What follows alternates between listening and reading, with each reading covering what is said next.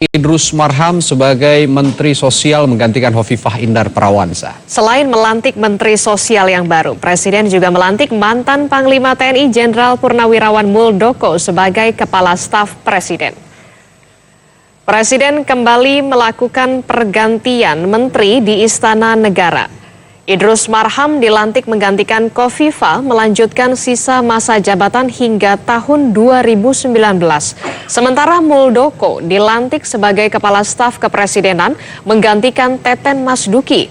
Selain melantik Idrus Marham dan Muldoko, Presiden juga melantik Agung Gumelar sebagai anggota Dewan Pertimbangan Presiden dan Marsikal Madya Yuyusutisna sebagai Kepala Staf Angkatan Udara menggantikan Marsikal Hadi Cahyanto yang telah dipromosikan menjadi Panglima TNI. Dan untuk informasi selengkapnya sudah ada jurnalis Kompas TV Friska Clarissa di Kompleks Istana Kepresidenan Jakarta. Friska, di dalam pelantikan Menteri dan Pejabat Negara hari ini, Menteri Perindustrian sekaligus Ketua Umum baru Partai Golkar ini tidak termasuk di dalam daftar menteri yang dikocok ulang Presiden. Sekjen Partai Golkar Idrus Marham juga kini dilantik justru menjadi Menteri Sosial. Nah, bagaimana dengan jabatan mereka di partai? Ya, menarik, Radi, betul. Ada dua posisi pimpinan Partai Golkar yang saat ini berada di Kabinet Kerja Pemerintahan Joko Widodo dan Yusuf Kala. Yang pertama, Ketua Umum Golkar Erlangga Hartarto yang tadi tidak digantikan posisinya, artinya rangkap jabatan menjadi Ketua Umum Golkar sekaligus juga Menteri Perindustrian, dan Idrus Marham yang menjabat sebagai Sekjen Golkar dilantik menjadi Menteri Sosial menggantikan Hovifah Indar Parawansa. Kami tanyakan kepada Idrus Marham, dirinya menyatakan bahwa sejauh ini memang ada sejumlah nama yang dipersiapkan untuk menggantikan dirinya sebagai Sekjen Partai Golkar. Ada beberapa nama yang beberapa waktu ini menguat, antara lain Happy Bone, politisi senior Golkar, juga Ludwig Paulus. Tapi Sekjen Golkar ini, Idrus Marham, menyatakan bahwa hingga saat ini belum mau memberitahukan kira-kira siapa yang paling kuat menjadi calon menggantikannya sebagai Sekjen Partai Golkar. Begitu pula Ketua Umum Partai Golkar Erlangga Hartarto yang menyatakan bahwa ini nanti masih akan digodok lebih lanjut lagi. Tetapi posisi Erlangga Hartarto yang saat ini menjadi Ketua Umum Partai Golkar tidak digantikan. Idrus Marham tadi selaku Sekjen Partai Golkar dan juga Menteri Sosial mengatakan bahwa meyakini bahwa tidak akan ada kegiatan atau tidak akan ada kerja yang terganggu sebagai Menteri Perindustrian saat Erlangga Hartarto menjadi Ketua Umum Partai Golkar. Begitu pula Erlangga Hartarto yang menyatakan bahwa ini merupakan hak prerogatif dari Presiden. Tadi pun Presiden Joko Widodo menegaskan bahwa tidak digantinya Erlangga Hartarto sebagai Ketua Umum Partai Golkar karena Erlangga Hartarto dianggap sudah menguasai bidangnya sebagai Menteri Perindustrian dengan sisa masa jabatan hanya tinggal 1 tahun lagi menjelang 2019, dianggap akan membuang waktu lagi untuk mencari siapa menteri yang akan menggantikan kerja dari Menteri Perindustrian saat ini sekaligus Ketua Umum Partai Golkar. Berikut kami hadirkan pernyataan Presiden Joko Widodo. Oh ya, jadi ini Pak Erlangga ini kan di dalam sudah menjadi menteri. Ini kan tinggal berapa? Tinggal 1 tahun saja ada praktis ini kita, iya kan? Kalau ditaruh orang baru, ini belajar itu paling tidak 6 bulan, kalau nggak cepat bisa setahun untuk menguasai itu. Dan kita lihat memang di Kementerian Perindustrian, Pak Erlangga itu betul-betul menguasai dan ngerti betul. Jangan sampai tinggal waktu seperti ini kita berubah dan yang baru bisa belajar lebih. Ini kementerian yang juga tidak mudah. Yang juga membuat penasaran tentu saja 2 kursi yang dimiliki Partai Golkar saat ini di Kabinet Kerja, apakah terkait dengan Partai Golkar yang sudah secara terang-terangan mendukung pemerintahan Joko Widodo bahkan untuk menjadi calon presiden pada 2019 mendatang. Tadi dikatakan oleh Idrus Marham bahwa selama ini dukungan Partai Golkar bukanlah dukungan transaksional, normatifnya seperti itu.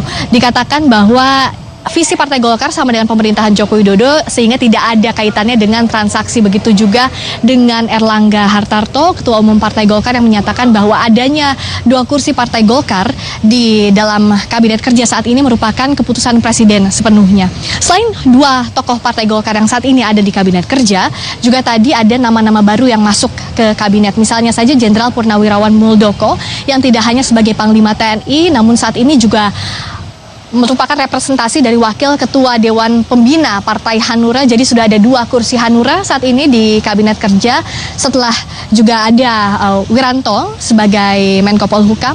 Selain itu juga posisi Muldoko ini menggantikan Teten Mas Duki, Kepala Staf Presiden, yang kami tanyakan kepada Teten langsung kemana posisinya setelah ini, apakah betul menjadi duta besar. Tapi tadi dibantahkan oleh Teten Mas Duki, menyatakan bahwa dirinya masih ada di istana meskipun belum mau menyebutkan apa itu jabatannya, tetapi masih merupakan staf dari Presiden Joko Widodo. Berikutnya ada nama Jenderal Purnawirawan Agung Gumelar yang saat ini mengisi posisi yang kosong di Dewan Pertimbangan Presiden. Di One Team Press ada 2 posisi yang kosong. Yang pertama yang ditinggalkan oleh almarhum Kiai Haji Hashim Muzadi yang meninggal dunia tahun kemarin, dan juga ada posisi Rusdi Kirana yang saat ini menjadi Duta Besar Republik Indonesia oleh Malaysia untuk Malaysia. Jadi ada 1 posisi lagi yang masih kosong di One Team Press. Sementara ada pula nama yang saat ini masuk ke kabinet kerja, yakni Kepala Staf Angkatan Udara, atau ini sebenarnya jabatan yang menggantikan Panglima TNI Marsikal Hadi Cahyanto yang saat ini meninggalkan jabatannya sebagai Kasau menjadi Panglima TNI. Jadi artinya sudah genap saat ini posisi-posisi yang ada di kabinet kerja setelah pelantikan atau reshuffle yang kalau kita hitung sejak awal pemerintahan Jokowi sudah 4 kali setidaknya reshuffle ini dilakukan oleh Presiden. Radi. Ya, yang menarik, Friska, bahwa hari ini juga Marsikal Madya Yuyu Sutisna dilantik Presiden ya menjadi Kepala Staf TNI Angkatan Udara dan dinaikkan pangkatnya menjadi Marsikal. Apa saja kira-kira yang akan menjadi prioritas seorang Yuyu Sutisna sebagai Kepala Staf Angkatan Udara kali ini? Inilah yang kami tanyakan pertama kali kepada Marsikal Yuyu Sutisna setelah resmi dilantik menjadi Kepala Staf Angkatan Udara dan dinaikkan pangkatnya dari Marsikal Madya ke Marsikal langsung tadi oleh Presiden Joko Widodo. Yang pertama adalah melanjutkan program kerja dari Panglima TNI Marsikal Hadi Cahyanto yang sebelumnya menjabat Kepala Staf Angkatan Udara, antara lain perbaikan alutsista utamanya di Angkatan Udara, juga terkait dengan kesejahteraan prajurit. Tadi kami juga menekankan itu, apakah ini juga akan menjadi prioritas. Dikatakan oleh Kasau bahwa ini juga akan dilaksanakan salah satunya dengan ada program rumah murah yang sebelumnya juga sudah dilakukan oleh Panglima TNI Marsikal Hadi Cahyanto semasa menjabat sebagai Kepala Staf Angkatan Udara. Posisi Marsikal Yuyu Sutisna ini sebelumnya memang masih di sekitaran Marsikal Hadi Cahyanto, karena sebelumnya Marsikal Yuyu Sutisna ini juga menjabat sebagai Wakil Kasau. Berikut kami hadirkan pernyataan lengkap dari Marsikal Yuyu Sutisna, Kepala Staf Angkatan Udara.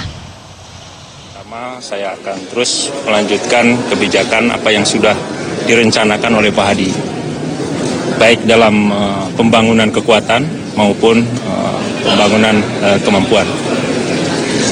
Kemudian prioritas saya yaitu akan menyelesaikan pengadaan alutsista yang tertunda. Harapan saya dalam 3 bulan ini beberapa pengadaan alutsista yang tertunda ini akan segera saya selesaikan. Peningkatan kesejahteraan prajurit, yang pertama kita akan berusaha bukan memenuhi ya, membantu prajurit dalam bidang perumahan sesuai yang direncanakan oleh Panglima juga. Jadi saat ini di Tentara Nasional Indonesia seluruh posisi kepala staf sudah lengkap setelah sebelumnya ditinggalkan oleh Panglima TNI. Yang tidak kalah penting juga sinergitas tidak hanya di tubuh Tentara Nasional Indonesia tetapi juga bersama dengan Polri dalam pertahanan dan keamanan negara, termasuk juga menghadapi tahun politik yang saat ini sudah bergulir sampai nantinya pemilihan presiden pada 2019 mendatang. Radi. Ya Friska, selain itu pasti ada momen menarik yang terjadi di dalam ruangan pelantikan di Istana Negara. Mengingat dalam pelantikan ini juga dihadiri sejumlah pejabat negara sekaligus juga ketua umum partai. Nah, sepertinya ada yang menarik dari Partai Hanura khususnya. Anda punya cerita soal ini? Ya, Ya, saya punya cerita soal ini. Tadi di ruangan pelantikan di Istana Negara terlihat mantan Ketua Umum Hanura yang saat ini menjabat sebagai Ketua Dewan Pertimbangan Hanura sekaligus juga Menko Polhukam Wiranto bersalaman dengan Ketua Umum Hanura yakni Usman Sabtaodang yang juga menjabat sebagai Ketua Dewan Perwakilan Daerah. Mengapa momen ini menjadi penting bagi kami cermati? Karena ini terjadi di tengah adanya konflik internal di tengah tubuh Hanura. Tadi bahkan tidak hanya bersalaman di dalam Istana Negara, tetapi Wiranto dan juga Usman Sabtaodang menggelar pernyataan bersama terkait apa yang terjadi di tubuh Partai Hanura. Kami menanyakan apa sebenarnya yang terjadi dan bagaimana sikap Wiranto sebagai Ketua Dewan Pertimbangan Hanura dan juga sebagai mantan Ketua Umum dari Partai Hanura. Tadi dikatakan Wiranto ini sebenarnya masalah internal Hanura, jadi bisa diselesaikan. Soal pecat memecat yang dilakukan antara dua kubu, yakni kubu Suding dan juga kubu Oso, kita katakan begitu, ini dianggap sebenarnya tidak ada dan tidak perlu diketahui oleh publik. Kami tanyakan langsung kepada Wiranto, apa kalau begitu solusi realnya dalam jangka waktu dekat? Karena seperti kita ketahui bahwa akan ada munas luar biasa yang dilakukan oleh kubu dari Sekjen Partai Hanura, sementara Ketua Umum Usman Sabtaodang menyatakan bahwa tidak ada munaslup dan posisinya masih sama sebagai Ketua Umum. Tadi dikatakan oleh Wiranto bahwa ini akan dilaksanakan secara lebih bermartabat, begitu bahasa dari Wiranto, dan menyatakan tidak akan ada munas luar biasa, dan saat ini posisi Usman Sabtaodang ditegaskan sebagai Ketua Umum Hanura. Jadi tidak ada pergantian posisi apapun. Terkait dengan adanya konflik internal ini akan segera dirangkul antara dua kubu ini. Bahkan tadi sebenarnya Wiranto tidak mau menyebut ada kubu-kubu, meskipun kita di publik menyaksikan bahwa ada pecat-memecat yang dilontarkan dari masing-masing kubu, baik itu Sekjen dan Ketua Umum Hanura. Tetapi dikatakan oleh Wiranto bahwa perselisihan internal ini akan segera diselesaikan dan dijaminkan tidak akan mengganggu, tidak akan memecah belah eksistensi dari partai. Berikut kami hadirkan pernyataan dari Wiranto, Menko Polhukam sekaligus juga Ketua Dewan Pertimbangan Hanura dan mantan Ketua Umum Hanura. Jadi kalau kemudian diramaikan ada konflik internal, itu biasa dalam kepartaian. Biasa, kita introspeksi, perbaikan dan sebagainya. Tapi tidak harus menghancurkan partai. Itu prinsipnya begitu. Sebagai pendiri partai, Dewan Pembina, saya mengajak semuanya, ayo ya kita rukun karena tugas ke depan masih sangat berat. Dan Pak Oso saya diajak bicara dan kita siap ya untuk melakukan satu proses introspeksi dan tetap melakukan satu usaha untuk kompak.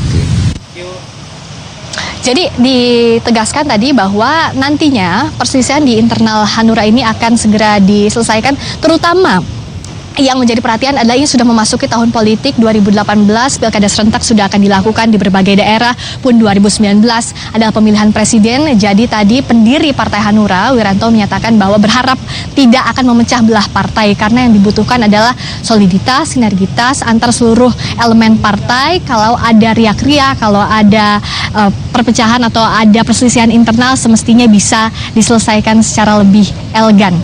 Berikut atau demikian pernyataan dari Wiranto yang menegaskan bahwa semestinya tidak akan ada perpecahan lagi jelang tahun politik. Dan tadi juga kami menanyakan langsung kepada Usman Sabtaodang, Ketua Umum Partai Hanura, jadi bisa ditegaskan atau tidak posisi Oso saat ini apa? Ketua Umum Hanura atau bukan? Tadi ditegaskan bahwa saya masih Ketua Umum Hanura dan akan tetap menjadi Ketua Umum Hanura, kata Usman Sabtaodang. Demikian dari Istana Kepresidenan Jakarta, saya kembalikan ke studio, Radi.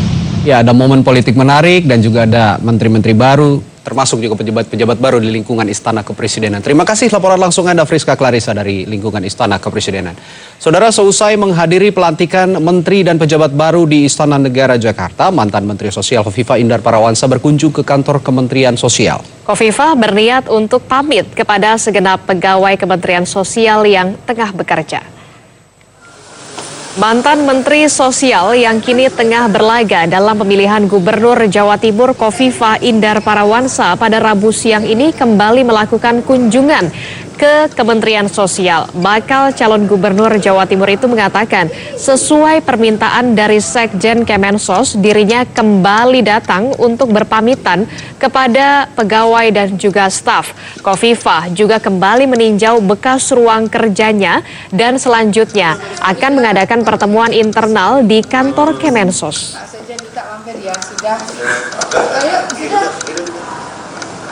Saudara, cuaca buruk penyebab gagal panen menyebabkan